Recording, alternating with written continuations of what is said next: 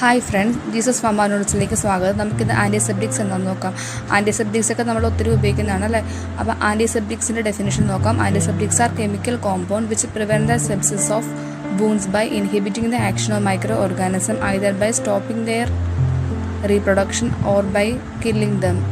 Those are anti-infective agents which are applied to living tissues and are mainly bacteriostatic. Antiseptics എന്ന് പറയുന്നത് chemical ആയിട്ടുള്ളൊരു കോമ്പൗണ്ടാണ്. അതെന്ത് ചെയ്യുന്നു? Prevent the sepsis of wounds, infection of വൂൺസിനെ prevent ചെയ്യുന്നു. സെപ്സിസ് എന്ന് പറഞ്ഞാൽ ഇൻഫെക്ഷൻ ഓഫ് വൂൺസിനെ പ്രിവെൻറ്റ് ചെയ്യുന്നു.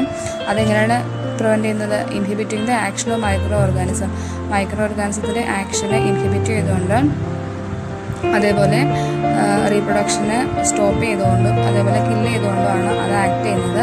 ഇതൊരു ആൻറ്റി ഇൻഫെക്റ്റീവ് ഏജൻ്റാണ്. അത് അപ്ലൈ ചെയ്യുന്നത് ലിവിങ് ടിഷ്യൂസിലാണ്.